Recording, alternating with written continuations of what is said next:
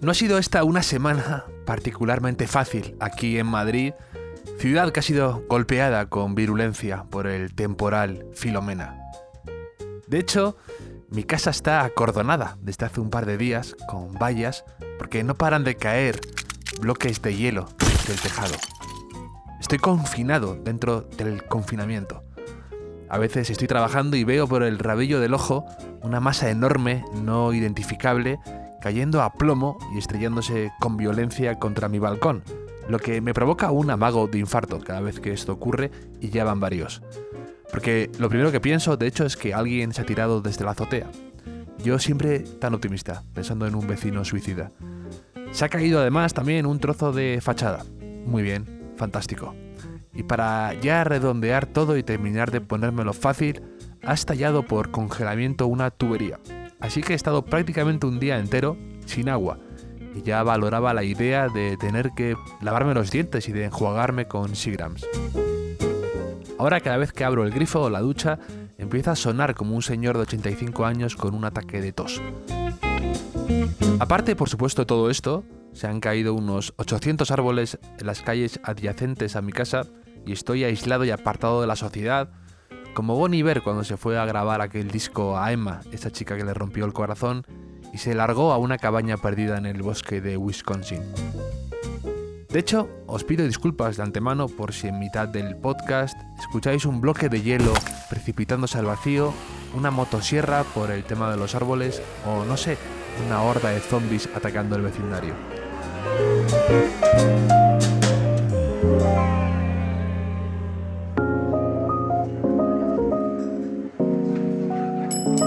Bienvenidos al Hotel Jorge Juan con Javier Aznar, un podcast de Vanity Fair y Seagrams. Ante la situación, ante el temporal, ante la pandemia y ante todo, he tenido una buena idea dentro de todo. Y ha sido decidir llamar a mi amiga Leticia Vila San Juan, que ya estuvo en el Hotel Jorge Juan hablando de películas y de comedias románticas, para poder charlar sobre varios temas que tenía pendientes con ella, como, entre otros, el fascinante documental de Fran Lebowitz y Scorsese y Nueva York. Supongamos que Nueva York es una ciudad. O sobre los Bridgerton, la serie de la que todo el mundo está hablando en Netflix, o no habla tanto, por ser un pequeño placer culpable. O de Sally Rooney, por ejemplo, también vamos a hablar. O del documental sobre el neurólogo, escritor y divulgador científico Oliver Sacks. También hablaremos de Lana del Rey o de la vuelta de Sexo en Nueva York y de esas series que ahora no paran de salir remakes de ellas por un tema de nostalgia o de volver a esa otra época en la que éramos sin duda un poco más felices. Leticia Vila San Juan vive en Nueva York, trabaja en una agencia de scouting literario y la podéis leer en su columna mensual en Ese Moda, donde escribe sobre sus andanzas por Manhattan y Brooklyn, donde vive ahora. Así que nos vamos a poner un Seagrams tónica, no con mucho hielo porque bastante estoy teniendo ya estos días. Bueno, a lo mejor abro la ventana y me pongo un iceberg de estos que tengo en el balcón. Así que gracias por la espera y por la paciencia. No ha sido una semana fácil, pero espero que os guste la conversación aquí en el hotel. Voy a encender la chimenea, ponernos la primera copa y a llamar al otro lado del océano a Leticia Vila San Juan. Gracias, como siempre, por estar al otro lado, por escucharme y espero que la conversación sea un lugar de escapismo, de evasión y de distracción en estos días raros. ¿Cómo estás, Leti? Muy bien, ¿tú qué tal? Fenomenal. Muchas gracias por estar al otro lado desde Nueva York, ¿no? Sí, gracias por invitarme otra vez. Estoy muy contenta de estar aquí. El placer es todo mío. Además, tu episodio hablando de comedias románticas marcó un antes y un después en el Hotel Jorge Juan. No sabemos si para bien o para mal, pero lo marcó. Me alegro, hay que reivindicar siempre las cosas importantes. Para eso estamos. Y de hecho te quería llamar, aprovechando que estoy aquí totalmente aislado en Madrid entre la pandemia y Filomena, quería ponerme al día con varios temas de los que quería saber tu opinión al respecto y compartir y charlar sobre ellos. ¿Qué te parece si empezamos por el documental, que supongo que habrás visto, de Fran Lebowitz en Netflix? Supongamos que hablamos de una ciudad, ¿no? Se llama en español. Sí, creo que sí. No sé cuál es el título en español porque lo he visto en inglés, que el título en inglés me gusta muchísimo. Pretend It's a City. Sí. ¿Qué te ha parecido a ti? Yo lo he disfrutado enormemente. Podría haber estado viendo a Fran Lebowitz hablando sobre sus neuras, manías, obsesiones y problemas durante 7 temporadas como esta. No me cansaba. Me ha encantado el formato, además. Me gusta que fuera una especie de conversación. Es como un podcast en el fondo. Ella sentada en un bar, parcialmente iluminado, o enfocándola deambulando por Nueva York, hablando de esas cosas con ese humor tan judío, tan neoyorquino, seco, irónico, exagerado y autocrítico. Me lo he pasado fenomenal. Sí, a mí me ha pasado, yo he tenido un poco la reacción inversa, aunque me lo he pasado muy bien y me ha parecido muy divertido, no me habría pasado 7 temporadas más viéndolo. O sea, cuando vi 3 capítulos pensé... No te lo tomes en el sentido literal de la expresión. Ya, pero como que pensé, una vez vistos 2 capítulos los has visto todos, ¿no? Porque además de Fran Lebowitz he leído muchas entrevistas y pues la he leído en el New Yorker, la he leído en el New York Times y siempre habla de lo mismo. Entonces muchas de las cosas de las que habla en el docu, o todas las opiniones que da, que son muchas, como que la mitad ya las he leído antes en otros lados. Lo que sí que he disfrutado mucho es como con la estética del documental, ¿no? O sea, visualmente es maravilloso, pero también me ha generado muchos sentimientos encontrados porque me ha puesto muy triste de nostalgia del Nueva York de antes, ¿no? Porque obviamente es un documental grabado pre-pandemia en una ciudad abarrotada en la que ella se queja todo el rato de turistas y ahora mismo Nueva York es un poco ciudad fantasma. O sea, no hay nadie en Times Square, no te peleas con nadie en el metro, ninguna estación está abarrotada, entonces me ha puesto un poco triste verlo también. Sí, ella dice que solo recuerda 2 momentos en los que Nueva York estuvo silenciosa o tranquila, que fue el 11S y durante el veredicto del juicio de O.J. Simpson. Sí. Y claro, se nota que aún no había golpeado la pandemia, porque es lo que tú dices, ahora también pues se ha vaciado y se echa de menos supongo, esa efervescencia y esa Nueva York más tumultuosa, de la que ella, por supuesto, abomina, ¿no? Sí, de hecho ella en una entrevista que le hicieron en el New Yorker durante la pandemia decía que echa de menos, ¿no? Todo de lo que... Bueno, tener cosas de las que quejarse, me imagino, ¿no? Porque en el momento en el que estás encerrado en tu casa, no tienes que hacer cola para llegar a los sitios, no tienes que pelearte con nadie para entrar al metro, pues ya Nueva York no te da tanto material para quejarte de cosas. Me ha hecho mucha gracia algunas... O sea, ella me parece graciosa y divertida, lo que pasa es que me carga un poco. Lo que sí que me he sentido muy identificada, sobre todo en el primer capítulo, que es así como más introductorio de Nueva York, en un montón de cosas que ella comenta de la vida en Nueva York, de que todo aquí es más difícil, ¿no? Cualquier trámite, bueno, tú lo sabes también porque has estado mucho en Nueva York, cualquier gestión es toda una odisea, ¿no? Encontrar encontrar una buena panadería, encontrar un sitio donde te laven la ropa como a ti te gusta, incluso, abrirte una línea telefónica o una cuenta en el banco, todo es una pesadilla en Nueva York. Mucho más difícil que en cualquier otro sitio del mundo. Y eso ella creo que lo retrata con mucha gracia, pues porque lleva aquí toda su vida y supongo que ella es una experta.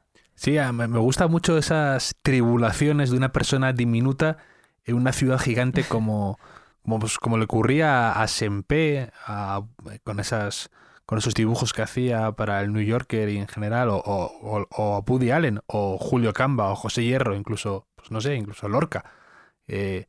Esa persona un poco a la deriva en una ciudad sin sentido, abigarrada, enorme, llena de andamios y de contradicciones, pero genial y única al mismo tiempo. Y eso es un poco lo que refleja y lo que tú comentas, ¿no? Esa especie de pequeño ser humano luchando contra todos los elementos de una ciudad que parece conspirar a veces contra ella y contra su felicidad, ¿no? Total. También creo que Fran Lebowitz, que para muchas cosas ella reconoce que es como de otra época de Nueva York, ¿no? Representa otra generación en el sentido de que es y pongo entre comillas, una escritora, porque es una persona que ha escrito 2 libros en su vida en los años 70 y que se ha pasado las siguientes décadas viviendo de ser una figura pública que escribió 2 libros en los 70.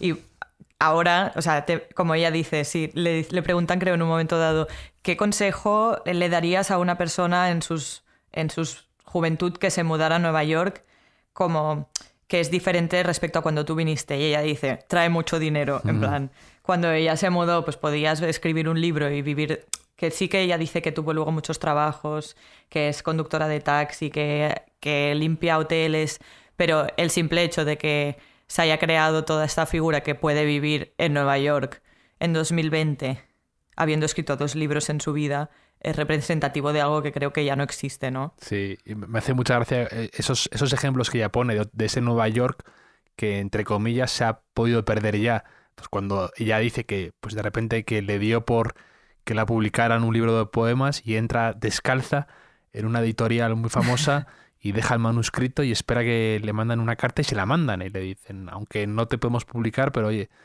muchas gracias, y publicó luego al cabo de poco tiempo. Pero esa especie de, sí, lo que tú dices, de poder vivir en esa ciudad, viviendo un poco de las rentas o viviendo no se sabe muy bien de qué. De hecho ella misma lo dice, ¿no? Como en varios momentos que dice, nadie aquí se puede permitir vivir, pero a fin de cuentas logramos hacerlo entre una cosa y otra. Y ella se ha consolidado como esa persona, pues digamos, es que es muy... representa un poco una esencia de ese Nueva York raro, y ella es un personaje en sí mismo, ¿no? Como viste, como va andando, como es un personaje como irrepetible y que, pues eso, de repente amiga de toda la farándula y demás. Sí, yo creo que es como un poco un emblema del espíritu neoyorquino, lo que decías antes, como un Woody Allen femenino, una judía gruñona, muy culta, con muchas opiniones, sí. Muy culta, muy leída. Sí. De hecho, la entrevista que le hicieron durante la cuarentena en el New Yorker se tituló Fran Lebowitz nunca dejará Nueva York. O sea, sí. Que ella, pase lo que pase, nunca va a abandonar Nueva York. Y me hizo gracia porque le preguntaban que ella es conocida, o sea, que ella misma ha dicho de sí misma que es una persona extremadamente vaga. Y que era lo que más le había cambiado de estar aislándose sola en casa. Y decía que lo que más rabia le daba de todo lo de la pandemia era tener que tener comida en casa, porque cocinar le parece algo increíblemente tedioso, y que se ponía ella misma furiosa al encontrarse en su casa pelando una legumbre y pensando, ¿por qué estoy haciendo esto aquí? ¿Por qué no estoy en un restaurante donde gente que sabe pelar legumbres y que sabe para qué sirve esto lo estarían haciendo para mí? Sí. Y me pareció bastante graciosa. Y además ese tándem que hace con Martin Scorsese, que también representa un Nueva York único. Él es muy, además, siempre va unido un poco su figura a esa ciudad, y lo mismo con Fran Lebowitz, y creo que el documental representa muy bien eso, ¿no? Ese binomio que forma Fran con la ciudad. Y luego es que me chifla como... Por eso te digo que podría haber estado viendo esto durante horas, porque me chifla cómo mueve las manos, su lenguaje corporal, esos gemelos de Calder que lleva, la ropa, pues eso, su personalidad, su estilo, su espontaneidad hablando y contando historias. Yo creo que es muy meritorio cómo se nota que ella se dedica ya a eso, a ser casi como conferenciante, a contar historias. Y parece como sacado de una película de Martin Scorsese, precisamente, que a Scorsese le gusta mucho retratar eso, cómo la gente se expresa, cómo habla, cómo te cuenta una historia, y ella tiene esa facilidad para capturar la atención del que está al otro lado escuchando, ¿no? Porque de verdad, ya sea como una historia sobre un oso que cuenta en un momento dado, da igual, puedo estar escuchando eso durante mucho tiempo, porque tiene esa capacidad un poco de fascinación. Aunque ha habido críticas, y creo que tú también te sumas a ellas, sobre la risa un poco omnipresente del bueno de Marty Scorsese, ¿no? O sea, a mí me hace gracia, pero pienso que le pone las cosas muy fáciles. Es que, por otro lado, pienso, yo también accedería a grabar un documental teniendo un público así de agradecido. Es que da igual lo que diga, cualquier frase que dice, abre la boca Fran Lebowitz, y Martin Scorsese ya le está riendo las gracias. Y es verdad, tiene salidas graciosas, pero no todo el documental es tan divertido, no todo lo que ella dice es tan merecedor de las carcajadas de Marty, que por otro lado pienso, pues mira, que son dos amigos, se lo han pasado bien, han hecho un documental de lo que les gusta, Nueva York, quejarse, han paseado por aquí y por allí, pues qué gozada, ¿no? También para ellos, pero se pasa un poco riéndole todas las gracias. Pero a mí me parece genuina esa risa de Sí. Scorsese. Y luego aparte me siento... O sea, claramente a él le parece la persona más divertida del planeta. Supongo que por eso ha querido grabar este documental. Sí, no tengo dudas al respecto. Pero también me puedo sentir un poco identificado con Scorsese. Ojo, ojo cómo me vengo arriba yo, sintiéndome identificado con Scorsese. No, pero es verdad que a veces yo creo que tú por un poco de empatía y de, oye, animar a otra persona, pues a veces le ríes la gracia a tu interlocutor y al mismo tiempo no sales tú hablando porque quieres que el foco caiga sobre ella. Entonces me recordaba un poco a lo que a veces yo hago con el podcast, que de vez en cuando lo estoy editando y escuchándome a mí mismo, digo, a ver, Javier, deja de reírte o deja de decir sí, porque me molesto a mí mismo escuchándome. Entonces me sentía identificado con el pobre Scorsese, que yo creo que le ríe, pero aparte porque le hace gracia, pues también para que no encuentras un silencio al otro lado y que da como más corte. Entonces creo que es un buen host, como se dice de los que somos como yo en el podcast, ¿no? Un buen anfitrión para que la otra se explaye y pueda un poco contar sus historias sabiendo que hay un público. Es que si no es muy extraño contarlo sin una leve complicidad de otro lado. Sí, o sea, sin duda el refuerzo positivo es importante y él lo hace muy bien, pero también creo que... Lo hago también yo como Scorsese. ¿Eso era tan gracioso, Leti? No lo sabemos. No, el público juzgará. Bueno, no lo sé. El público juzgará. Pero yo creo que también Fran Lebowitz no necesita mucho para... Creo que ella ha tirado millas sola, ¿no? O sea, está bien que le ría, pero aunque no le riera, aunque hubiera silencio al otro lado, yo creo que ella no tendría ningún problema en seguir proclamando a diestro y siniestro todo lo que opina sobre cualquier cosa de esta ciudad y de la de más allá. Pero bueno, sí, el tema de las risas de Scorsese, o sea, son un personaje en sí mismo en el documental. De hecho, tú retuiteaste un tuit en el que decían: Fran Lebowitz dice cilantro y Martin Scorsese está por los suelos, ¿no? Es que las fotos eran muy buenas, pero es que realmente abre la boca y lo tienes a él riéndose. Pero sí, ella es divertida. Lo que pasa es que tiene ese punto también... Ya te digo, a mí me carga un poco. Me parece divertida, pero... Tiene un toque insoportable, pero creo que eso lo hace un poco entrañable también al mismo tiempo. Sí. Es una de esas personas que... sus reflexiones sobre el arte, la arquitectura, el sistema de transporte, el deporte incluso, o su pánico, como te decía, una muerte ridícula con un oso, o sobre política, no necesariamente tiene que estar de acuerdo con ella, pero ella, a la hora de expresarse, es tan exagerada y tan apasionada que te interesa. Y a mí es lo que me resultaba escuchándola, que podré estar de acuerdo más o menos con ella, pero eso es secundario. Lo divertido es que tiene opiniones y no tiene miedo a expresarlas porque tiene personalidad y gracia a la hora de contarlas. Me hace gracia como en algún momento Spike Lee trata de convencerla de que el deporte también puede ser considerado como algo arte o elevado. Y yo no paraba de pensar, pero déjala vivir con que desprecie el deporte. A mí el deporte, ya lo sabes tú, me encanta, pero no tengo la necesidad de la aprobación de los demás para que me den como la validez de que el deporte también es alta cultura o equivalente en un momento dado a eso. Por ejemplo, vinieron aquí seguidos Isabel Coixet, invitados, y José Luis García, los dos directores de cine, los dos premiados y con apenas una semana de diferencia entre uno y otro. Y Coixet decía que Clint Eastwood está sobrevalorado y que el fútbol es un entretenimiento absurdo. Sí. Y García todo lo contrario, decía que, de hecho, literalmente que Clint Eastwood era un actor infravalorado y que el fútbol le había dado la vida en la pandemia.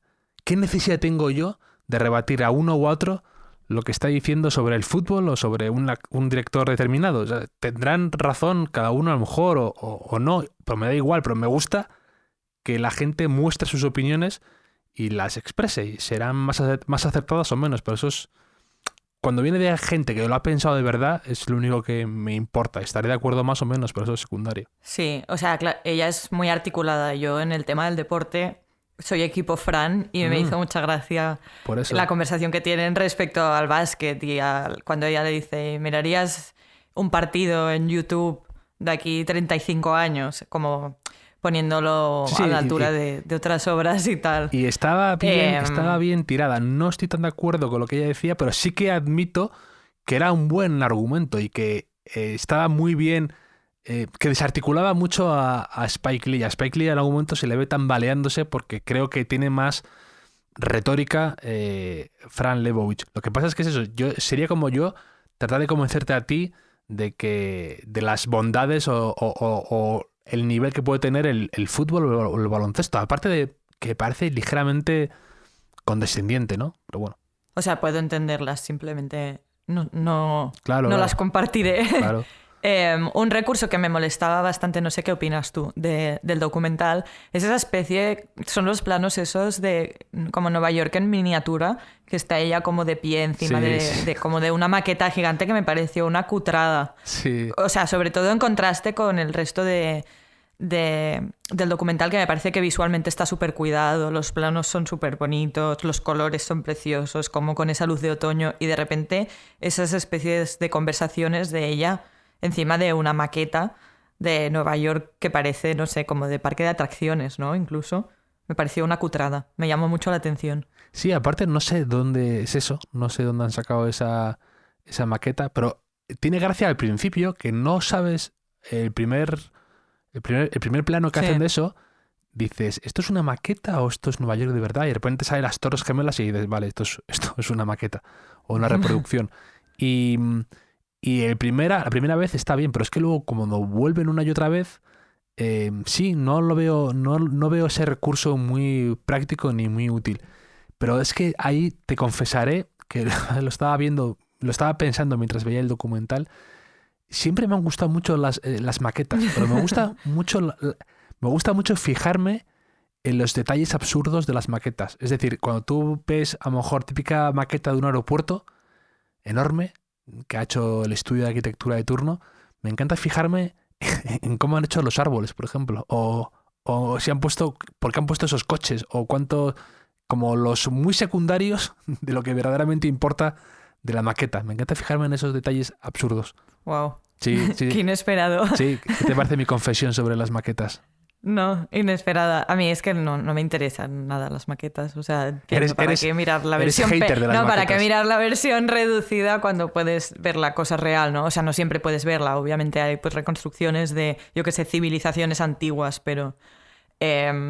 ¿Tú has leído alguna vez a Fran Lebowitz? He leído, por ejemplo, hace poco publicó un artículo en el Financial Times que me encantó, que ella habla de cómo se empeñó en hacerse un traje a medida en una tienda en Londres que se llama Anderson and Shepard y el artículo estaba fenomenal, construido con muchísima gracia y con mucho ese toque suyo. Y he leído algún artículo suyo y cosas así, pero su Metropolitan Life, que es el libro más famoso, no lo he leído, no lo conozco. Ya, yo tampoco. Lo he pensado mucho viendo el documental que voy a ir a comprar, o Social Studies, que es el otro, o Metropolitan Life, porque tengo curiosidad de saber qué libro te da tirón durante tantos años. Más allá de que obviamente ella, como tú decías, se ha forjado una carrera de public speaker, diríamos, ¿no? De dar conferencias y charlas y de entrevistas. Pero tengo curiosidad por saber, en plan, como escritora, qué tal, ¿sabes? Y de ser una persona, yo creo que es clave en la cultura, en la escena de Nueva York. Es que es una de esas personas, como te decía antes, de la fauna de Nueva York, como podía ser también Bill Cunningham, el fotógrafo del chubasquero azul, sempiterno, que hacía las fotos del estilo de la gente vistiendo por la calle. Era una de esas personas un poco rara, típica, que está en todos los saraos, en todas las fiestas, que se codea con la gente más intelectual, también con la escena más underground. Pertenece a esa especie de cultura muy neoyorquina que es un poco inclasificable de algún modo. Sí, totalmente. Y luego, pero vamos, yo creo que el documental destila mucho sentido del humor y muchas observaciones de esas graciosas. Y como ella habla dice, el sentido del humor es igual de fácil de adquirir que un poco de altura, ¿no? Como que dice, es imposible, pues esto es un don que tienes o que te han dado y te tienes que hacer a ello, ¿no? Eso es, y está muy bien en general. Sus reflexiones sobre la arquitectura me interesaron mucho. Ya te digo, tiene buen ojo para esas cuestiones de la vida y cómo se enfada con el metro en general y todo eso. Pero es de una persona que está viva y despierta en la ciudad, que un poco también David Sedaris también es un poco este perfil de alguien que está siempre observando lo que hacen los demás porque no tiene móvil. Entonces, al no tener móvil, te das cuenta de que hay gente que de verdad está un poco a ver qué sucede alrededor suyo y que el móvil ha hecho que perdamos un poco ese ojo crítico, ese ojo observador.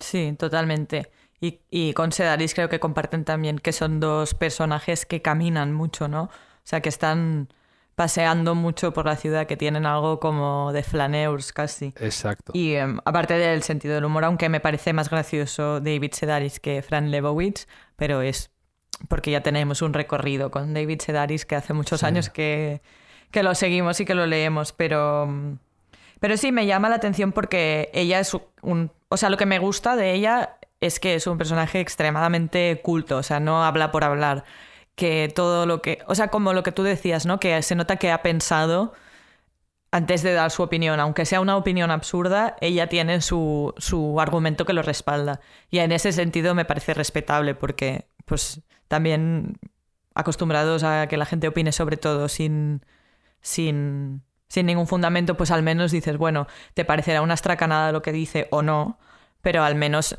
se nota que hay un cierto ejercicio reflexivo detrás, ¿no? Sí, totalmente. Yo creo que además no trata de convencer a los demás. Ella simplemente expone sus ideas, que serán algunas más extravagantes o peregrinas, pero creo que no trata de llevarte con ella, ¿no? Sino que ella, incluso yo creo que se siente bien en esa piel de una persona solitaria y un poco... incluso en el documental, si te das cuenta, habla de muchos temas muy diversos, pero luego accedes poco a ella de verdad, incluso a... Pues no sé, yo cuando estaba viendo lo digo, a lo mejor también va a hablar pues de amor o de relaciones personales o algo así. Fíjate que protege mucho un poco qué quiere contar y qué no, y hasta qué punto distingue la Fran Lebowitz pública de la privada. Y eso es también curioso y muy parecido en eso a Bill Cunningham también. Protegía mucho un poco hasta qué punto quería contar ciertas cosas y ciertas otras cosas las ocultaba.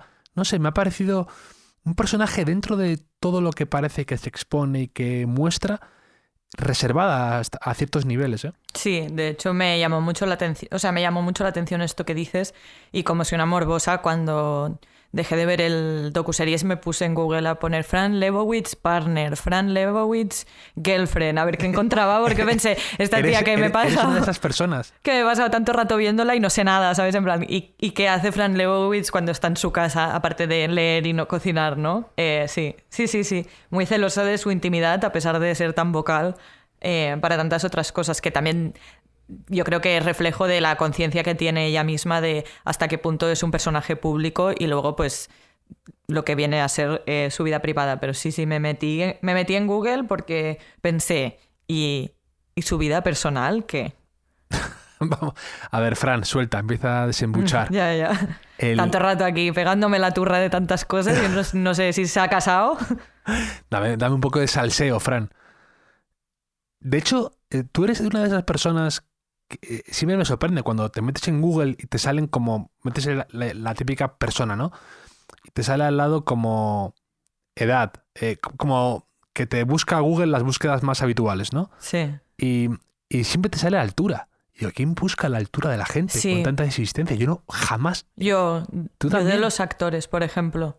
¿También? Si veo a alguien en pantalla, o yo qué sé, o en fotos de famosos y tal, siempre me pregunto, o digo en una peli viendo a alguien, parece bajito. En plan, igual parece alto en la peli, pero yo tengo la sensación de que esa persona no es muy alta. Pues me meto y lo busco. Lo que pasa es que ahora, como estoy en Estados Unidos y tengo el Google de aquí, pongo, o sea, me detecta como la localización, pones, yo qué sé, Fran Lebowitz, altura, y entonces me sale en foot. Inches. Y entonces tengo que convertirlo Feet, que luego. no. Entonces últimamente me sale muy poco rentable buscar la altura o el peso de alguien. Sí, es horrible eso. Yo a veces lo hago con jugadores de baloncesto y no tengo ni idea todavía de... soy incapaz, para eso siempre he sido muy malo. Digo, lo habré buscado 100 veces, que soy incapaz de pensar en millas o en pies, que es lo que hacen con el tema de la altura. No soy incapaz, o Fahrenheit, no valgo para eso. No. O sea, soy incapaz, puedo estar viéndolo durante años que no tengo la capacidad cerebral para hacer esa regla de 3. No puedo. Yo es que no me parece no me parece una habilidad nada útil ni necesaria teniendo Google, entonces ni siquiera hago el esfuerzo.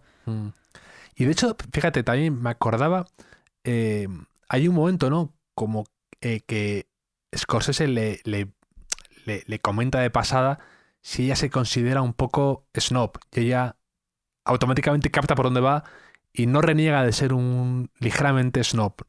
Y me hizo mucha gracia porque justo estaba leyendo estos días un libro de Ignacio Echevarría, que es el crítico literario muy conocido, que estuvo tiempo en El País, que acaba de publicar un libro que se llama Una vocación de editor, que va sobre la figura de Claudio López de la Madrid, que se murió repentinamente hace poco, hace un año, y era como el editor estrella de Penguin Random House.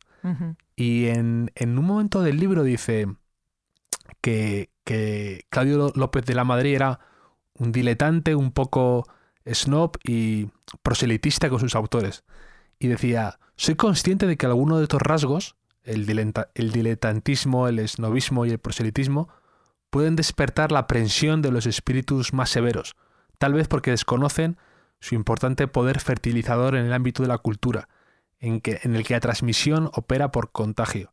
En cualquier caso, estos 3 rasgos los he reconocido en casi todos los editores de raza con los que he tratado, y me sentía totalmente, identificaba exactamente a Fran Lebowitz en la importancia de la cultura, con Claudio López de la Madrid también un poco, en ese ligero snobismo, pero bien entendido, que es importante también para promover la cultura o para decir qué está bien y qué está menos bien, o ese tono que ves a Fran Lebowitz hablando de la ópera o del cine o de lo que... como un poco de crítico / editor, que veía esa conexión automáticamente entre estas dos personas y me interesó mucho esa reflexión suya. Sí, a ver, yo no estoy totalmente de acuerdo porque me parece que aunque el esnobismo es casi inherente a la gente, o sea, a los sectores culturales, ¿no? Por razones obvias, a veces hay como, al menos en el mundo de los libros, pero intuyo que también en el mundo del arte y seguramente en el mundo del cine y de otros tipos de arte o de la música, un abuso, ¿no? del esnobismo, porque creo que lo que, entre comillas, llamamos alta cultura otorga como un sentimiento de superioridad a la gente que la consume. Y creo que Fran Lebowitz peca un poco de eso. No muchísimo, porque también he leído en otras entrevistas y ella lee mucho género, ha leído mucha novela de aventuras, no es que digas solo está leyendo sí, y de hecho, ensayos sesudos. Por eso que luego... y me parece que... Habla de lo de los que está placeres bien llevado. culpables, que ya no tiene, dice, salvo que mates a alguien y disfrutes con ello, no hay placeres culpables. Tengo siempre una batalla contra el desnobismo literario, digamos. Sí, por eso te quería preguntar, tú que te conoces mucho el mundillo. Un cierto punto, pues sobre todo, por ejemplo, en el caso de la figura de Claudio, que era un editor muy centrado en publicar cosas muy literarias, ¿sabes? No es que estuviera publicando bestsellers, pues entre comillas se lo podía permitir, ¿no? O sea, él se dedicaba a promover pues estos autores más con un público más reducido o quizá más elevado para ciertas cosas. Pero en general no estoy... Sí.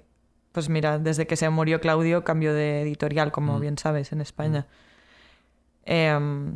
Sí, mira, David Sedaris, Claudio era muy perseverante con autores que no vendían nada y creo que eso decía mucho de él en un mundo donde pues cuando un libro o 2 libros de un autor no han vendido, pues la editorial normalmente ya no quiere publicar a ese autor. Y él publicó muchos libros de Sedaris que no vendieron nada en España, porque no es un autor que haya vendido nada históricamente en España, y sin embargo lo siguió publicando hasta que se murió.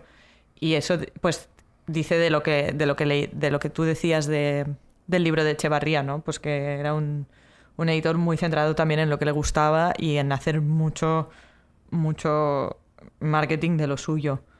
Pero sí, el esnobismo literario, pues bueno, ahí está, ¿no? Y hablando de placeres culpables o no tan culpables, también te quería sacar un tema, a ver qué opinas y qué te ha parecido de la serie de Netflix de la que todo el mundo está hablando, o no está hablando, pero la ha visto. Que es, como te podrás imaginar, Bridgerton, ¿no? Uh-huh. Se llama la serie esa que ha arrasado, que está siempre en el top 3 de Netflix. Y quería saber qué te ha parecido, cómo la consumiste, me imagino, conociéndote como te conozco, en 2 días, me parece mucho, a lo mejor en un día entero. Y quería saber tu opinión sobre la serie, qué te ha parecido y cómo, si la considerarías un placer culpable o no. No, para nada culpable, un placer, punto. Mira, cuando salió el primer tráiler de Bridgerton, que decía que se estrenaba el día de Navidad, y fue como a principios de diciembre, en Nueva York empecé a ver muchos carteles en las estaciones de metro, en las paradas de autobús, y nada, me metí en internet, vi el tráiler unas cuantas veces, que es una de mis aficiones, y pensé, esto tiene buena pinta. Entonces me metí en Twitter y vi que el pitch era Gossip Girl meets Jane Austen, de la creadora de Anatomía de Grey. Pensé que puede salir mal, esto está hecho para mí. Y nada, entonces se estrenó efectivamente el día de Navidad, y pues el 26, o sea, el día siguiente de que se estrenara, estaba un poco insomne y dije, voy a empezar Bridgerton. Y entonces ya no dormí hasta que acabé la serie. Y a mí me ha encantado porque tiene todo lo que me gusta, ¿no? Shonda Rhimes, que es la creadora, creo que sabe hacer muy bien estos productos como... no sé cómo decirlo, como hot, pero con un poco de trama, o sea, que no solo estás viendo por ver. Y creo que tiene, o sea, todo el contenido de Bridgerton no sé si elevado, porque no sé si le hacía falta ser elevado, pero sí como que en este caso ella introduce temas raciales y tal, ha como subido un poco de categoría algo que tradicionalmente ha sido muy despreciado, ¿no? Que es el contenido como puramente romántico, porque está basado en una serie de novelas, los Bridgerton, de una escritora que se llama Julia Quinn, que cada novela se centra en uno de los hermanos Bridgerton, ¿no? Que son esta familia, y la serie adapta la primera novela, que se llama El Duque y yo, y que se centra pues en la historia de Daphne y el Duque. Y ha habido mucho tema de conversación, porque parece que, claro, lo ha mega petado, ¿no? O sea, número 1 en charts en Estados Unidos. Mira, una amiga que trabaja en cine me dijo, una de los indicadores más fiables para saber si algo lo está petando, sobre todo cuando es directamente en streaming, es meterte el día que sale la serie, o sea, el día que se estrena, meterte en el perfil de redes sociales de él o la protagonista y ver cuántos seguidores tienen, ¿vale? Y al cabo de una semana que se haya estrenado, volverte a meter y mirarlo otra vez. Entonces me dice, si ha sido una cosa como súper rápida, pues probablemente eso ha pegado un petardazo. Entonces me metí en el Instagram del protagonista guapísimo el día que empecé la serie. Sí. El Duque tenía como... Bueno, el actor que hace del Duque tenía como 100.000 seguidores. Que pues está bien, o sea, era un tío que no lo había visto nunca antes. Y me metí como, pues no sé, la primera semana de enero o la semana pasada, y tenía 2 millones de seguidores. Entonces, pues bueno, también luego me metí en el de la chica y había subido pues de 100.000 a 900.000, que también te dice de lo que es el público objetivo de esta serie, bueno, y en general de todas las series de Shonda Rhimes, que es bastante femenino. Entonces ha habido mucha digamos, teorización acerca de los desnudos masculinos, que es una cosa como que no estamos tan acostumbrados a ver en series, porque siempre hemos visto tradicionalmente desnudos femeninos, o de que sea un casting tan diverso, y de que ella siempre pues ha fomentado eso, pero que son cuestiones muy lícitas y que creo que ella las introduce sin calzador, digamos, o sea, que está muy bien integrado en lo que es la trama, pero lo que viene a ser el producto en sí es puro disfrute. O sea, solo fiestas, gente guapa, Inglaterra de época y como covers de música clásica de canciones pop, porque toda la banda sonora son canciones súper conocidas, hits poperos de los últimos años, como versionadas en violines y chelos y tal, y me parece increíble. O sea, está todo hecho de una manera muy inteligente, el guión es muy divertido. A mí me ha parecido una gozada, la he visto 2 veces. ¿La has visto 2 veces? Sí, porque la vi tan rápido que la primera vez que la vi, que luego es que siempre me pasa lo mismo, porque pensé, hay muy poco contenido así de empache que haya visto últimamente, ¿no? Y cuando veo algo, pues es como que no puedo parar. Y pensé, Leti, frénate, porque luego te vas a arrepentir de no haberte la dosificado, porque querrás ver más capítulos y se acaba de estrenar, no hay más temporadas. Y efectivamente la acabé y dije, joder, y la volví a empezar, porque quería ver más. Es curioso porque, bueno, yo he visto 3 capítulos y me hace gracia porque es un poco...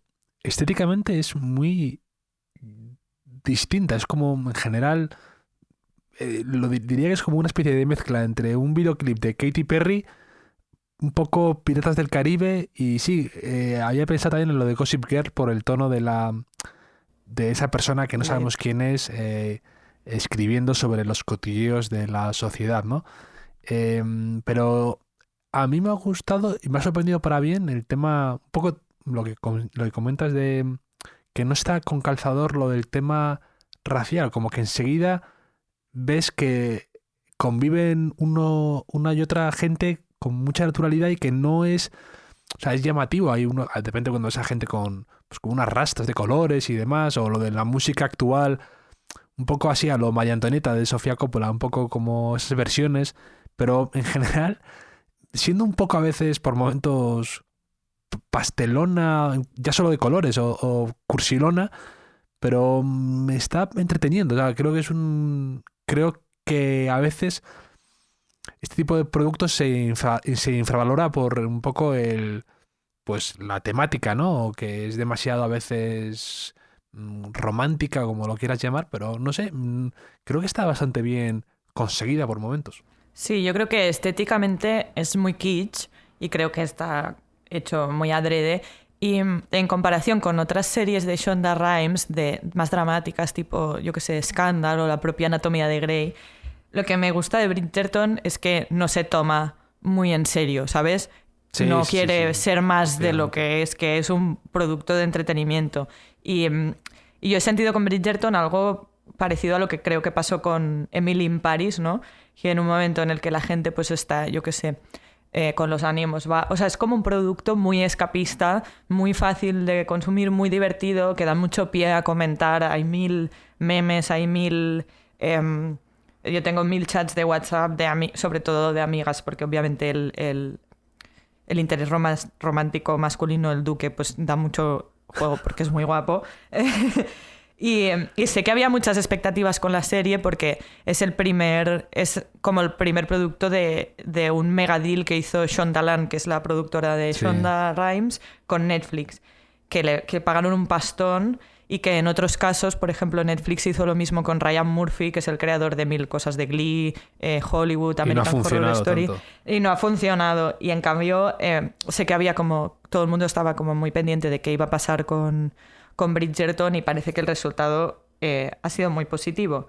Y no sé si leíste, Sergio del Molino hizo una reseña de Bridgerton en El País que me gustó mucho y que decía, en una entrevista en The Paris Review, a Billy Wilder le preguntaban por qué tantos grandes escritores fracasaron al hacerse guionistas en Hollywood. Wilder es contundente, no sabían escribir guiones y no se tomaban el trabajo en serio ni tenían la humildad de dejarse enseñar. Shonda asentiría porque sí se toma en serio su trabajo y es la mejor en su gremio. Nadie como ella mezcla las novelas porno de Harlequin y los culebrones venezolanos clásicos con tanta trepidancia y descaro. Y me parece que es como el mejor resumen de por qué Bridgerton funciona. Sí, además, yo creo que ese es el truco un poco de Shonda Rhimes, que es que a veces que no te tomen demasiado en serio, te permite a veces en esta época que se llama lo de la tele de prestigio, ¿no? Lo de las series de de culto todas tienen que ser como muy profundas y muy... Pues Shonda Rhimes ha ido por su camino, se ha creado su propio recorrido y funciona como un tiro todo lo que hace y todo lo que toca. De ahí ese mega contrato que decías con Netflix. Y yo creo que es muy inteligente eso. Bueno, cuando todos van por aquí, yo voy a ir un poco por ahí y sé lo que realmente a la gente le gusta. Y además, que creo que es la clave que señala también Sergio del Molino, no es... Yo ya detecto un poco el guión flojo, las cosas un poco chuscas, y esto es mucho más fino de lo que aparentemente parece ser, que es como algo ligero, frívolo, pero es mucho más fino por debajo. Sí, totalmente. De hecho, esta mañana he leído un artículo en el New York Times de que habían salido los datos de que era lo que se había en Estados Unidos, las series que se habían consumido más por streaming, ¿vale? Y eran unos datos, unos gráficos de Nielsen que juntaban todas las plataformas y tal, y todo lo que, digamos, todo el contenido de series, pelis y tal, y las 3 series que más se habían consumido en Estados Unidos en 2020, ninguna era nueva, ¿vale? Eran The Office, Anatomía de Grey y Mentes Criminales. Cosa que también dice, por ejemplo, Anatomía de Grey, bueno, es verdad que este año hay temporada nueva, pero en su totalidad estas 3 series era lo más visto en Estados Unidos durante 2020. Sí. Es que muchas veces la gente confunde prestigio con popularidad o con espectadores directamente. De hecho, Breaking Bad, que es una serie de estas de las que todo el mundo hablaba y todo el mundo parecía ver, realmente tiene unos resultados, unos muy flojos en comparación, porque era por cable, creo, y es diferente. En cambio, otras series arrasan en cuanto a, pues como Mentes Criminales, en su día CSI, que eran series parecía que de las que nadie hablaba, o yo que sé, o Castle, una de estas, sí, que parece que nadie está viéndolas, pero luego muchísima gente las ve y hay mucha gente detrás apoyándolas. Y eso es siempre me ha llamado la atención, esa especie de confusión que se genera entre lo que creemos que la gente ve y lo que luego realmente está viendo. Sí, claramente Shonda Rhimes, como tú dices, ella ha ido haciendo su carrera, no siempre necesariamente por donde se esperaba, pero la tía es una crack.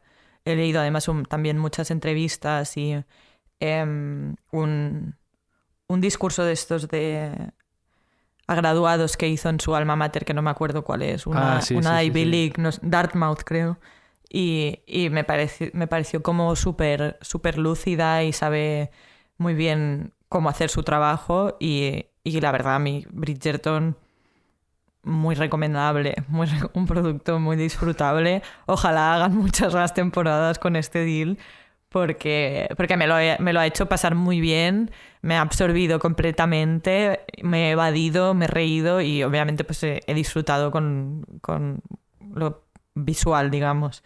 Pero y luego sí, adelante. Me hace gracia ese revival que estamos viviendo de The Office, que ahora de repente se ha convertido como una serie muy de culto y muy de gente que...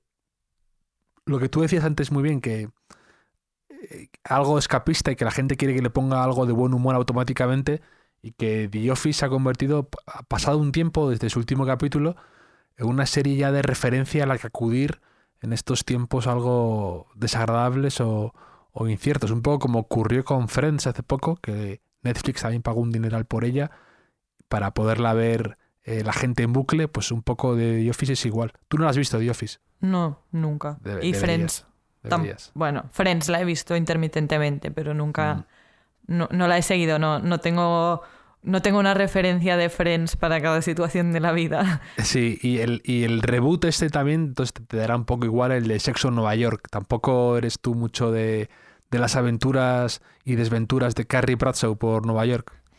No mucho, pero he estado siguiendo un poco las noticias del reboot de Sexo en Nueva York y creo que también tiene algo que ver con... Creo que la pandemia, igual que lo que decías de The Office, ha puesto como... Ha generado muchísima nostalgia, ¿no? Porque en vez de Claro, producir claro. nuevo contenido, hay reboot de Sexo en Nueva York, reboot de Gossip Girl, Física o Química, El Reencuentro, reboot de True Blood. O sea, Me gusta todo que esto metas solo aquí este solo física o química entre productos de referencia O sea, como de The hecho, Office o quería, Friends. Física o quería química, decir me la has metido RBD, más- el me la has metido en reencuentro, pero me medio parece entre una cosa y otra como... como si nada. Hombre, también tenemos lo nuestro, ¿no? Sí, O sí. sea, mira, no lo iba a decir, pero como he dicho Física o Química, pues también lo digo. RBD, el grupo de música que nació de la serie mexicana Rebelde, también han tenido un reencuentro este 2020 con unas características, salvando las distancias, muy parecidas al de Sexo en Nueva York. Y es que una de las...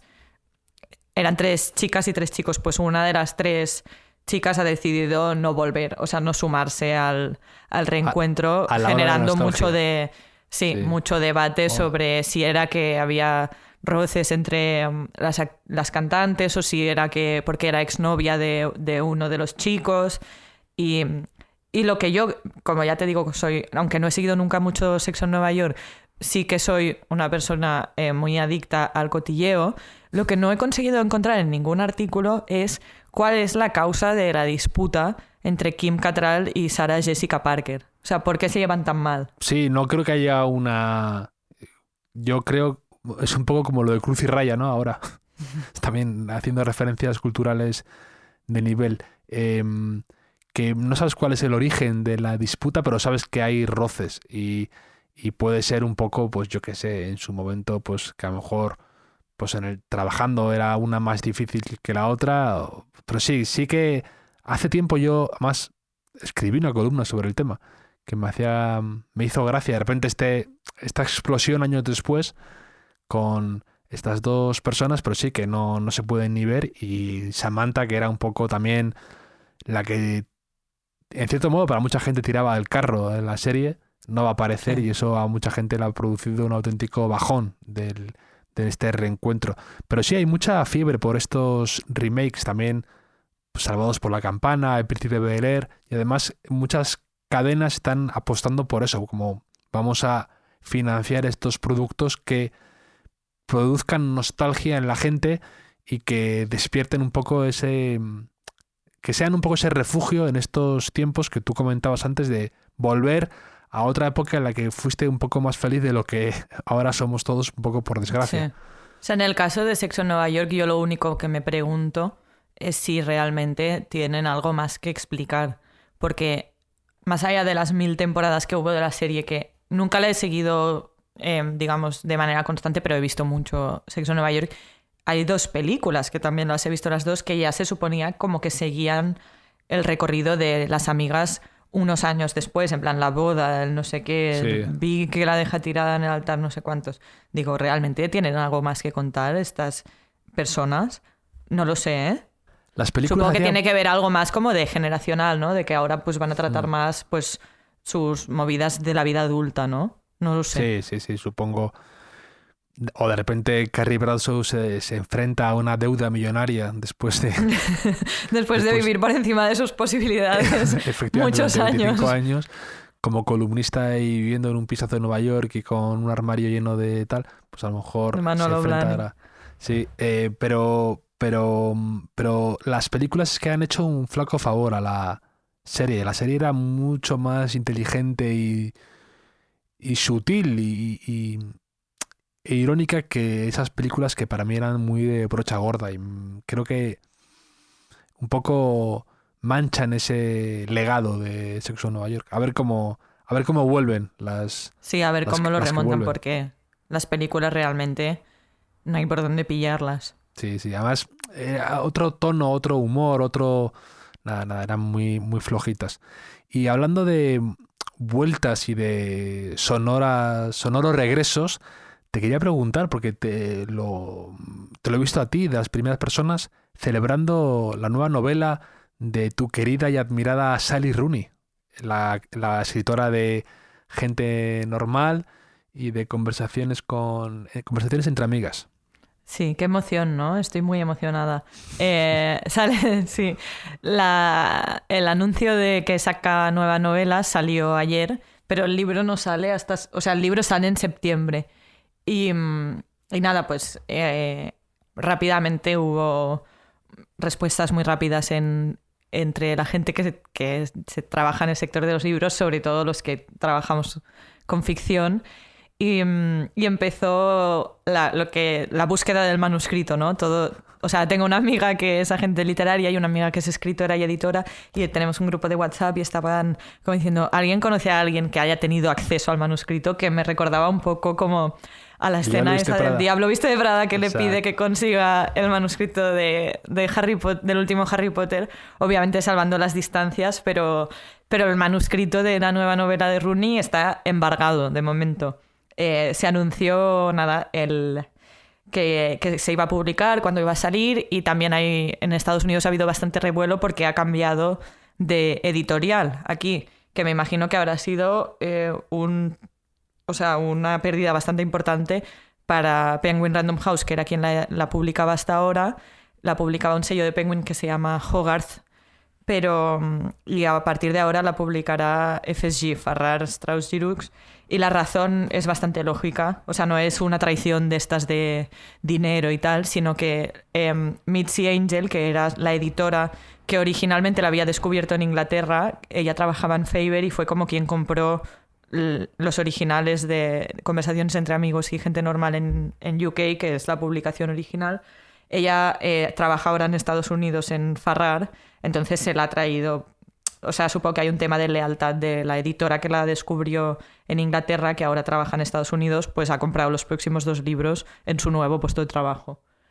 Y además me hace gracia cómo la defiendes a capa de espada. Dices, es un tema de lealtad, no del Bill Yo metal. creo que, o sea, no lo sé, no he hablado con Sally Rooney, pero he leído las declaraciones de la editora. Decía como, pues obviamente tenemos una historia, porque pues yo fui su primera editora. O sea, ella la publicó cuando nadie la conocía en Inglaterra, y dice, y siempre esperé que quizá podría volver a trabajar con Sally, y me imagino que también el peso de una editorial como Farrar, que pues publica, yo que sé, a Joan Didion, a 1000 autores de muchísimo prestigio, pues supongo que también tampoco hace daño, ¿no? para Sally Rooney. Pero bueno, Farrar pertenece a otro grupo, a la competencia directa de Penguin Random House, que es Macmillan. Entonces había también todo este tema.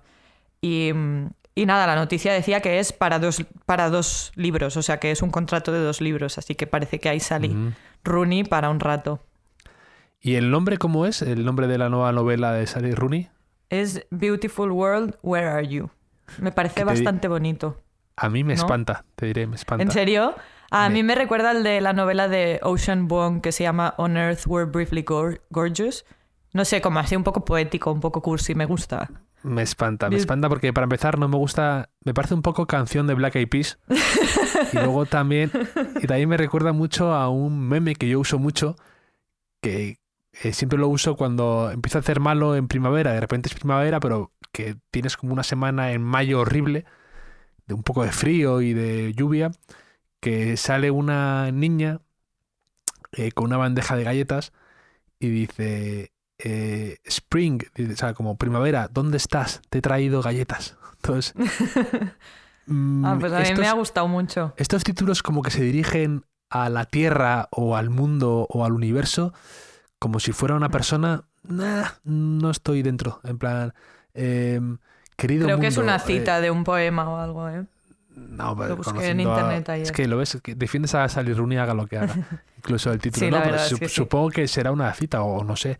Pero que algo que empiece por bello mundo, bonito mundo, bueno, no sé yo si me emociona tanto. Después de algo será tan complicado prosaico, de traducir al español, ¿no? Me hace gracia después de algo tan prosaico como gente normal, normal people, de repente pasar algo tan barroco, tan recargado como querido mundo. ¿Cómo es? ¿Cómo he dicho que era? Supongo que como hermoso mundo donde estás o bello sí, mundo. Eso. Me hace gracia sí, suena horrible en ese paso de uno a algo tan sencillo y soso como gente normal a algo tan recargado. Pero bueno, estaremos atentos a las novedades de Sally Rooney, que sigue generando mucho que hablar. A mí de vez en cuando me llega alguien y me dice, no me puedo creer que defiendas a Sally Rooney. Digo, no sé. No sé. Supongo que respecto al título, supongo que incluso Sally Rooney ha debido sentir la presión del hype que cae sobre ella, ¿no? Y ha dicho, tengo que elevar mi title game, ¿no? Voy a decir algo más, no sé. No lo sé, sí, me llamó la atención porque, como dices, está totalmente en otra línea de los dos títulos anteriores que son como muy de estar por casa. Sí, totalmente. Bueno, y hablando de vueltas gloriosas y de gente que defendemos a capa y espada, yo estoy feliz porque acaba de sacar un nuevo single mi querida y admirada Lana del Rey, que es una de mis cantantes favoritísimas. Y te quería preguntar por si la has escuchado, qué te parece Lana del Rey y en contraste con tu gran defendida y admirada y querida Taylor Swift. ¿Y qué te ha parecido su último disco? Te tenía que preguntar por esto sí o sí. ¿Era esto o Harry Potter? Entonces me he inclinado por Taylor Swift.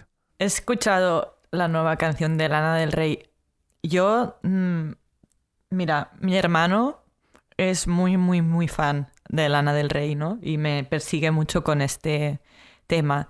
Yo la había seguido mucho al principio de su carrera y la verdad es que me pasa con los últimos discos de Lana que me gustan para escucharlos de fondo. O sea, no consigo retener. O sea, me gusta porque sí, como que me parece que suena bien, pero nunca me dice nada. Como Cigarettes After Sex, que mucha gente lo tiene como de fondo. Sí, como exacto. De lejos, me lo pongo de fondo pues como trabajando, yo qué sé, lavando platos. En plan, me gusta cómo suena, me parece relajante, sobre todo Norman fucking Rockwell, pero no hay ninguna canción que digas, buah, cómo me transmite o que ni siquiera soy capaz de... Habla de mí como habla Taylor. Claro, no las retengo, o sea, simplemente como me pasan por encima, ¿no? Y sé que... O sea, una cosa que tienen en común el último disco de Lana y los últimos álbumes de Taylor es que tienen el mismo productor que en la mayoría de canciones también es coescritor, que es Jack Antonoff, la expareja de Lena Dunham, expareja de Lena Dunham, cantante de los grupos Bleachers y Fan, pero yo creo que de lo que vive y de lo que se forra y en lo que realmente es bueno Jack Antonoff es muy bueno en eso. Es produciendo y escribiendo, porque tiene créditos de producción y de escritura en Norman fucking Rockwell, Melodrama de Lorde, más Seduction de St. Vincent, que es un disco que me gusta mucho también, y de Taylor los 5 últimos, 1989, Reputation, Lover y los discos hermanos de este año, que son Folklore y Evermore. Entonces como que quiero que me guste Lana del Rey, pero, o sea, quiero que me guste porque está como en el equipo de la gente que me gusta, ¿no? Me gusta mucho Lorde, me gusta mucho, obviamente, Taylor, me gusta mucho St. Vincent, pero no consigo despertar entusiasmo por Lana del Rey. Entonces la última canción suya me ha parecido pues como todas las otras, que está bien, pero para escuchar de fondo. Sí, a mí me encanta, tiene ese toque, esa voz, y luego que bebe de clásicos de literatura, del cine noir, de Cheever, de Carver, un poco de la nostalgia, un poco de Lolita, de los crooners. Y luego tiene esa parte oculta, un poco autofabricada, algo inaprensible y, yo qué sé, confusa de su pasado y misteriosa como de los más grandes. Un poco a lo Bob Dylan, que no sabes realmente hasta qué punto es verdad lo que ha contado, cómo se ha fabricado esa imagen o cómo ha llegado hasta ahí. Y para mí es, de verdad, una de esas que se conoce como estrella de la música. Para mí Lana es por actitud y por contenido, creo que lo que hace es realmente interesante y diferente. Para mí ella es muy parecida en todo lo que hace para mí, pero a la vez es bastante incomparable en general en cuanto a referencias, en cuanto a estilo. La pones y la identificas rápidamente. No sé, me gusta mucho Lana del Rey y además me parece muy evocadora. Es una cantante, no sé, como que me transporta a los lugares de los que me habla y en los que nunca ha estado y probablemente nunca vaya a estar. Y luego tiene detrás ahí un poco de esa maldad, un poco que el título de su último disco, el de Norman fucking Rockwell, era un poco una crítica a todos esos pseudoartistas que se le acercaban y que iban de pintores en un poco en la bohemia de Nueva York y de Los Ángeles y que decían como que iban de estrellitas y que ella pensaba que sí, vas a ser el Norman fucking Rockwell, ¿no? De turno. Entonces, Sí. ese maldad, ese tono en ella me hace mucha gracia. Luego es que tiene esa sensibilidad, yo creo, de autores interesantes. Creo que Pero tiene bueno, también esta estética como de diva antigua, ¿no? Que juega sí, muy... sí, O sea, sí, que exacto. obviamente muy trabajada, pero que va muy con su personaje, que le da como ese halo de misterio. A mí es que simplemente musicalmente no me Ni dice fu ni mucho. fa. Y ya te digo, me gusta, ¿eh? No tengo... O sea, simplemente no me encanta. Y en cambio, el disco de Taylor Swift, te viniste muy arriba cuando lo sacó, ¿no? Mira, me hace gracia porque... Bueno, me hace gracia y no me hace gracia, porque los últimos 2 discos de Taylor son los que han como roto las barreras del esnovismo, ¿no? Porque ha cambiado totalmente de registro, son discos súper acústicos, como mucho más indies, colaboraciones con como cantantes muy respetados Sí, por la con escenita Bon indie. Iver, Bon Iver, con The el de National... National, sí. Y como que me ha dado muchísima rabia ver cómo ciertos sectores de la escena musical de repente decían, pues mira, pues Taylor Swift no está tan mal, ¿no? Y he pensado... O sea, que obviamente lo hace genial, ¿eh? Porque creo que Taylor es muy buena en todo lo que hace, es muy buena escribiendo, es muy buena escogiendo con quién colabora, es muy buena como escogiendo los timings en los que saca sus discos, pero me da mucha rabia que como que ahora sí, ¿no? Y cuando estaba haciendo pop puro, no. Me gustó. Sí. El primer disco, Folklore, que salió en julio, me gustó bastante, pero me pilló en un momento en el que no conectaba nada, ¿no? Porque estaba en Nueva York, en julio hacía muchísimo calor, Sí. estaba buscando Fue un piso, poco anticlimático, sí. estaba de mudanza, estaba todo el rato sudando, haciendo cajas y de repente escucho este disco como de, pues eso, ¿no? Como de estar tapado con una manta mientras ves el fuego crepitar y era como no iba nada en sintonía con el momento en el que yo estaba. Me gustó, pero me pareció lo que dices anticlimático. En cambio, cuando salió Evermore en diciembre, pues claro, ya estaba en otro plan, ¿no? Hacía muchísimo frío todo el día con el abrigo. Café, con malvaviscos, triste, con no sé qué, claro, otra como actitud. mucho más deprimida que en verano, ¿sabes? Y estaba mucho más receptiva. Son 2 discos hermanos, o sea, en ciertos sentidos son muy parecidos. Echo de menos que en el segundo álbum, en Evermore, solo hay una canción producida por Jack Antonoff, que curiosamente es mi preferida. Bueno, curiosamente no, porque me gusta mucho todo lo que produce Jack Antonoff, que es Gold Rush. Pero estuve muy contenta de ver la colaboración de Taylor con las Haim, que sé que a ti también te gustan mucho, que me gustan mucho ellas, me gusta mucho su música y la verdad es que el tema me parece muy divertido y una canción muy guay. Y y el disco me gusta mucho. He escuchado mucho más Evermore de lo que escuché Folklore, porque creo que estaba mejor predispuesta.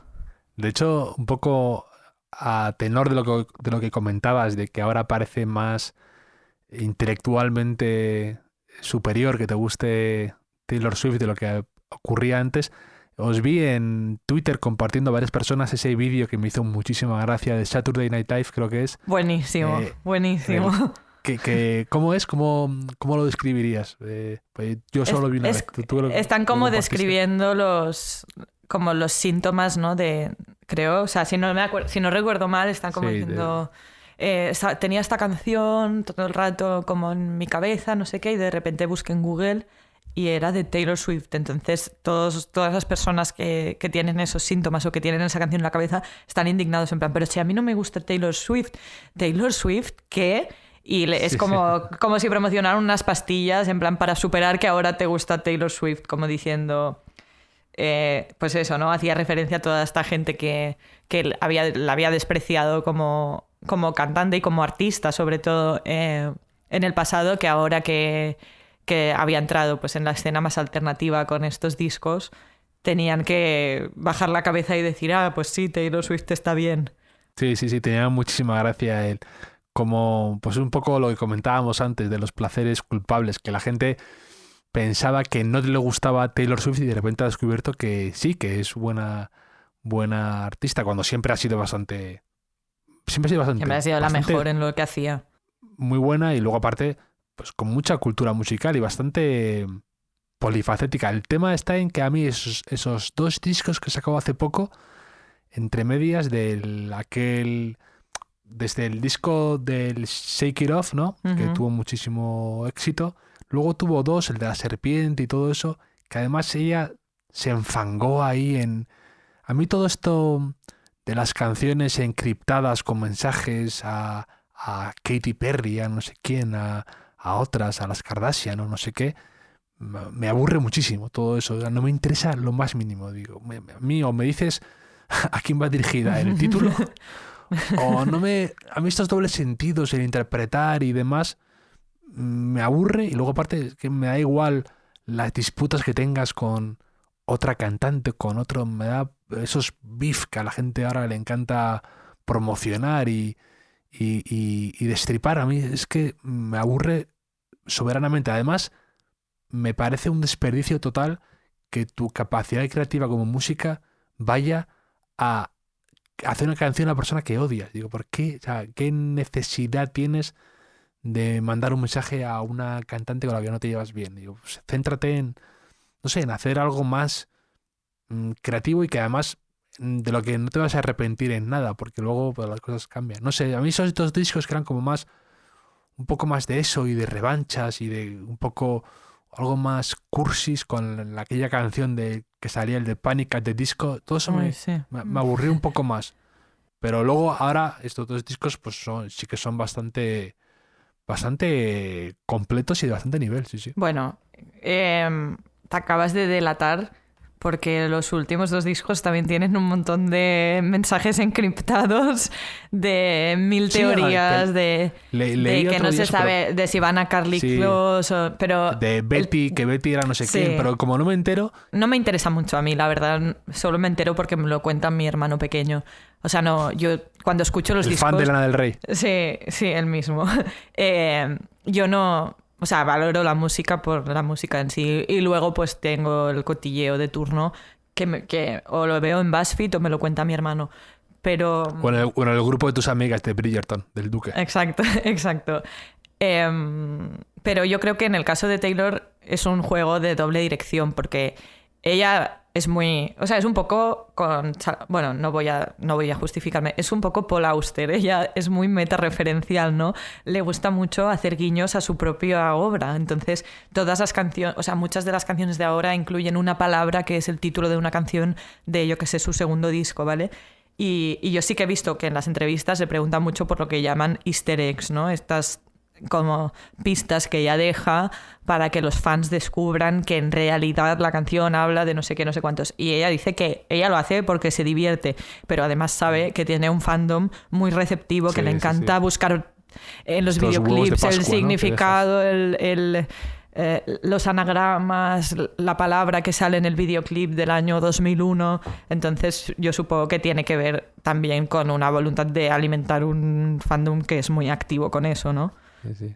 Taylor Swift es un poco Paul Auster. Me voy a quedar con este titular para... Sí, o sea, ya podcast, sabes, yo creo. Paul Auster en sus libros hace muchos guiños a personajes de otros... Pues Taylor hace lo mismo. Sí. Y luego, por ir finalizando, te quería preguntar por un par de temas. Te quería comentar si has visto el documental de nuestro querido Oliver Sacks, para empezar. Y luego, que creo que tenías una recomendación de un podcast. Pero primero vayamos con Oliver Sacks. ¿Qué te ha parecido el documental? Está en Filmin, se puede ver en Filmin. Sí, en Filmin. Me ha gustado muchísimo. Me ha parecido súper bonito y me ha parecido que estaba hecho con mucho gusto. Mira, precisamente, tipo lo que hablábamos de Fran Lebowitz, me llamó la atención, aunque sí que es verdad que habla mucho de todos los complejos que él tenía con su homosexualidad y todos los años que él pues fue célibe mientras avanzaba en su carrera y tal, que habla muy poco, solo como en los 5 minutos del final, de la que es su gran historia de amor de vida adulta, que es con el fotógrafo y escritor Bill Hayes, que pensaba que se centraría mucho más y que con la que yo estaba muy familiarizada porque había leído el libro de Bill, Insomniac City, que habla mucho de Nueva York y de su vida con Oliver en los últimos, bueno, de toda su relación con él, pero sobre todo en los últimos años de su vida. El docu me ha encantado, me ha parecido súper bonito, me parece que que también, no sé, como que ensalza mucho su figura y lo que yo no sabía, no sé si tú lo sabías, era como que él había tenido muchos problemas por tener reconocimiento de la comunidad médica. Como yo lo había conocido más por el lado literario, que es donde rápidamente pues tiene mucha popularidad, no sabía que había sido como la batalla de su vida, que ser valorado también dentro de los médicos, y me llamó mucho la atención.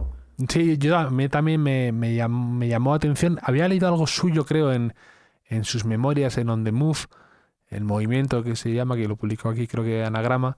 Uh-huh. Pero sí que me puede encajar, ¿no? Pero vamos, estábamos siempre, pues igual que ocurrió que también, pues Billy Wilder, que eso lo decía García en el podcast, que yo no sabía que también había sido alguien criticado. Para mí Billy Wilder es una persona de estas que, un grande del cine, una figura histórica, y al no estar en el momento, ahí te das cuenta de que a la gente le gusta criticar y a la gente, a los que triunfan les siempre están bajo sospecha, un poco como lo decía Taylor Swift o con Cary Grant Rooney. También.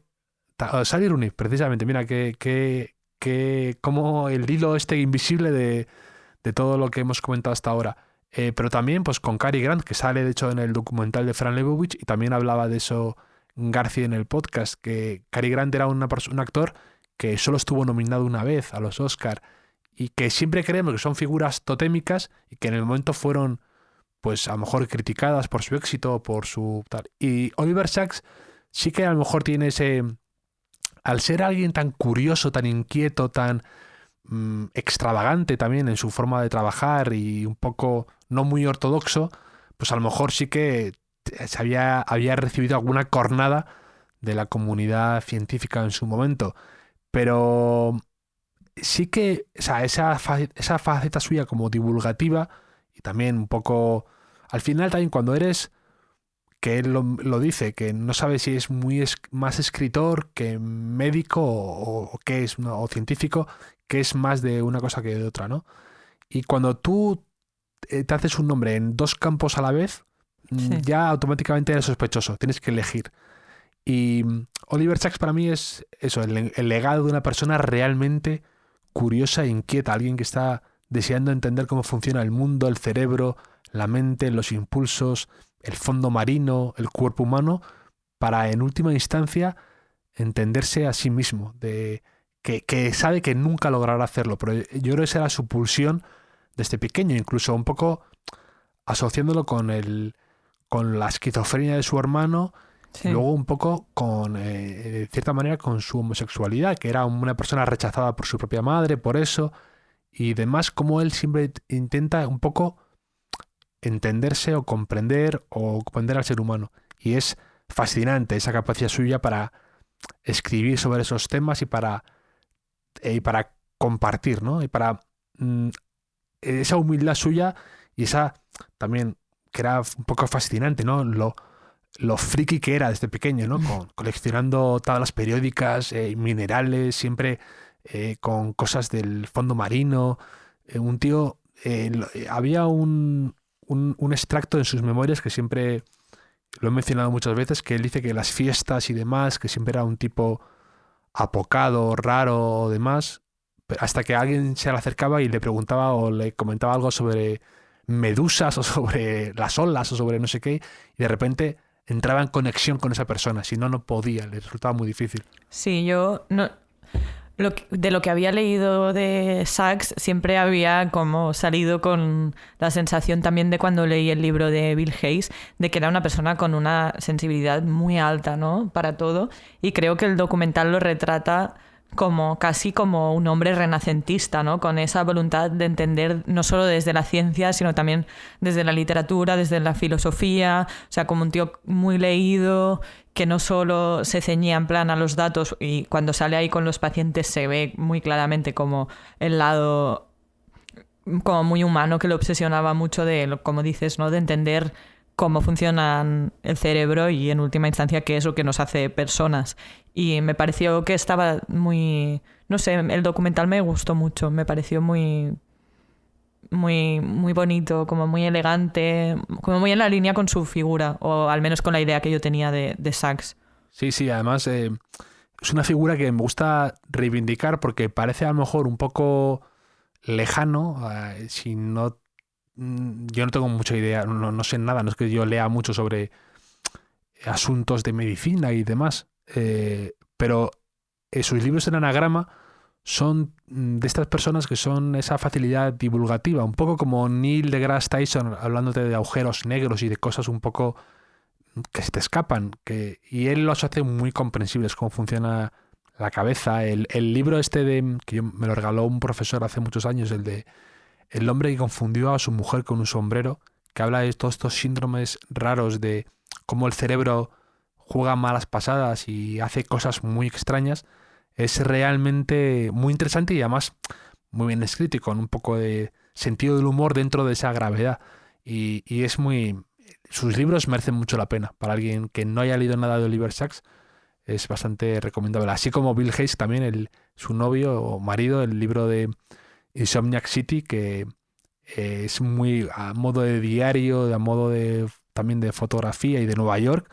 Es altamente recomendable. Sí, me encantan los dos, la verdad.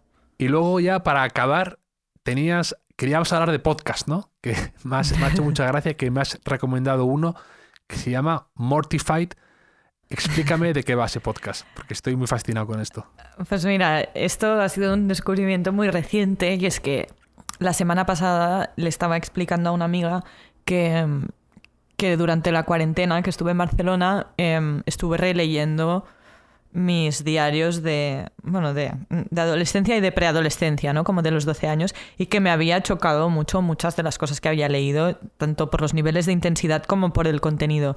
Por suerte nunca he sido muy disciplinada, entonces no he tenido diarios durante mucho tiempo, en plan hay 2 o 3 entradas por año, pero bueno, han sido muy reveladoras.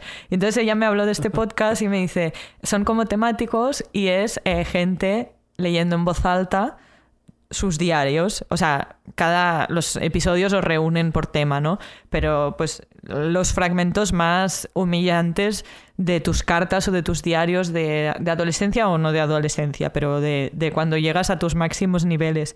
Y aprovechando que hemos hablado de Bridgerton, me gustaría recomendar un episodio en concreto de Mortified podcast, aunque todos son muy buenos y me hacen reír mucho porque pues obviamente tienes que tener un cierto nivel de capacidad de reírte de ti mismo para leer eso en voz alta en un podcast o en un evento o lo que sea, pero hay uno que se llama, que recoge varios testimonios de varias personas que leen sus diarios y es My Diary is a Jane Austen Novel, y son chicas, porque en este caso son todas chicas que como con 12 años en plan preadolescentes se obsesionan con Jane Austen y pues encuentran en Jane sus novelas algo que no tienen en su vida y se dedican a redactar sus diarios de adolescentes en Estados Unidos como si fueran una novela victoriana.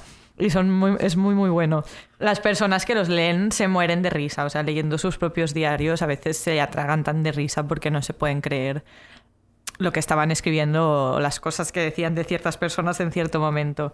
Y te da mucha perspectiva. Es muy raro eso, cómo a ti mismo te sorprendes por algo de lo que escribiste y no te reconoces. Es muy extraño ese fenómeno de leer algo pasado mucho tiempo, que reconoces la letra y reconoces esa persona, pero es como si estuvieras leyendo lo de otro ser humano completamente distinto. Te sorprendes. Sí.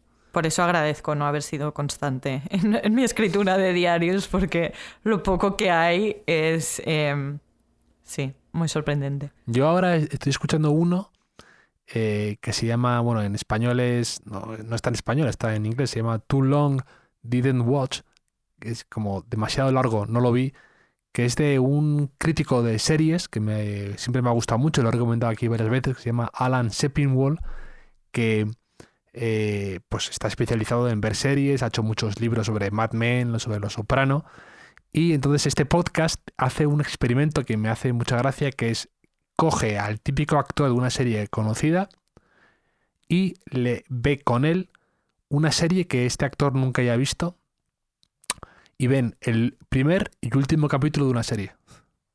Entonces, este experimento lo ha hecho ya con Alison Brie, que han visto el primero y el último de Juego de Tronos, y también con Jon Hamm, Don Draper en Mad Men, que han visto el primero y el último de Gossip Girl. Entonces, ver a John Hamm viendo el primer y último capítulo de Gossip Girl como un experimento y como intentar entender qué ha pasado en medio, me ha hecho mucha gracia. Y ha contado algo muy revelador, John Hamm, en ese podcast, que ahora está mucha gente citándolo aquí en medios españoles, que es que él estuvo a punto de ser partícipe en The O.C., la serie esta... ¿En serio? Sí, él iba a hacer de padre, iba a hacer de Sandy Cohen, el padre Le de... pega. El padre guaperilla surfero, De Seth. que es el padre de Seth Cohen. Y entonces al final no sé qué pasó, que no cogió ese papel y que le hubiera impedido ser luego Don Draper, claro, porque se solapaban en el tiempo. Ujú. Pero me hace, más o menos, pero me hace mucha gracia ese universo paralelo en el que Don Draper, imagínate, Salía en The O.C. si ya Seth Cohen rompía muchos corazones de muchas chicas, un poco también como un poco como el conde de Bridgerton, imagínate ¿Crees que a... Seth Cohen rompía muchos No. corazones? Sí, el tío tenía ahí su... Yo me acuerdo, en mi época... A mí bueno, me gustaba Ryan. a Ryan no le gustaba a nadie, Leti. A nadie, A mí, pero ni siquiera el mismo, te yo lo creo, ni siquiera el prometo. mismo. A mí. Era A mí aburridísimo, me como gustaba. el chico malo. del chino, que nunca supimos que era el chino, pero hablaban del chino como de un barrio en el que pasaban muchas cosas muy malas. El malote. Pero imagínate una casa eso con Seth Cohen y con Don Draper. Hubiera sido ya demasiado. Ya. Pero vamos, que es un podcast también recomendable y a ver cómo evoluciona. Pero ese experimento es divertido. Yo creo que lo voy a hacer con alguna. Probablemente a lo mejor con Juego de Tronos, que nunca la he visto. Ah, A lo ¿no? mejor me veo el primero y el último, a ver qué ocurre con alguna otra. O Pues con lo Gossip Girl, escucharé. que la acabas de mencionar. No, Gossip Girl la vi, pero con el remake que has mencionado que a lo mejor hacen ahora, a ver qué tal. Pues lo escucharé. Too Long Didn't Watch, ¿no? Too long, punto y coma, didn't watch. Vale. A ver qué Clavel, punto y coma. a ver qué te parece el experimento de... Ya, es que me parece un título muy feo. Eso sí que me parece largo, el título. Sí, un poco. Pero bueno, elegir título para un podcast no es difícil. No es nada fácil. No es algo... Siempre es complicado. Pero bueno. Pues oye, me lo he pasado fenomenal charlando contigo, Leti, que nos apuntamos y todo el mundo podrá ver en las notas del podcast todas las recomendaciones que has hecho, que han sido muchas y variadas. Y nos seguimos leyendo. Te seguimos leyendo tu columna en ese Moda.